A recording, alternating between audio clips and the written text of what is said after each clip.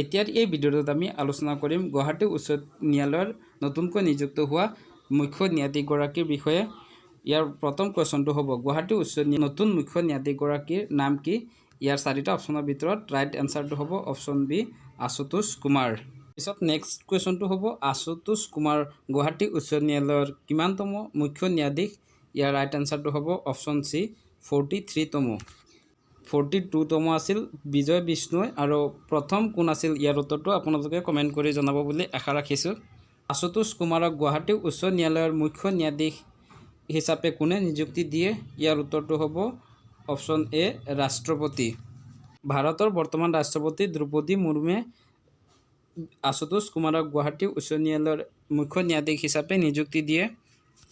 ইয়াৰ পিছত নেক্সট কুৱেশ্যনটো হ'ব আশুতোষ কুমাৰক গুৱাহাটী উচ্চ ন্যায়ালয়ৰ মুখ্য ন্যায়াধীশ হিচাপে কোনে শপত পাঠ কৰায়? ইয়াৰ ৰাইট এনচাৰটো হ'ব ৰাজ্যপাল।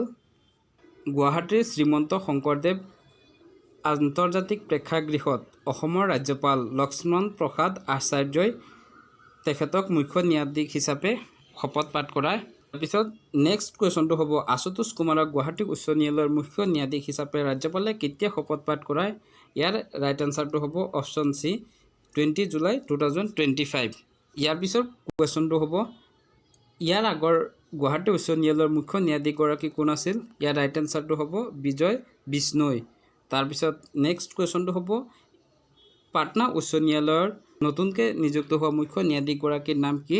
ইয়াৰ উত্তৰ হ'ব জাষ্টিছ বিপুল মুনুবাই পাঞ্চালী। নেক্সট কুৱেশ্যনটো হ'ব কৰ্ণাটক উচ্চ ন্যায়ালয়ৰ নতুন মুখ্য ন্যায়াধীশগৰাকীৰ নাম কি? ইয়াৰ উত্তৰ হ'ব জাষ্টিছ বিভু বাখ্ৰু। ইয়াৰ পিছৰ কুৱেশ্যনটো হ'ব গুৱাহাটী উচ্চ ন্যায়ালয়ৰ প্ৰথমজন অসমীয়া মুখ্য ন্যায়াধীশ কোন আছিল? ইয়াৰ ৰাইট এনচাৰ হ'ব হলিৰাম ডেকা। এইখিনি আছিল আজি ভিডিঅ'টোত আলোচনা কৰিবলগীয়া কুৱেশ্যনখিনি। যদি ভিডিঅ'টো ভাল পালে লাইক কমেণ্ট শ্বেয়াৰ কৰিব আৰু ভিডিঅ'টো শেষলৈ চোৱাৰ বাবে ধন্যবাদ।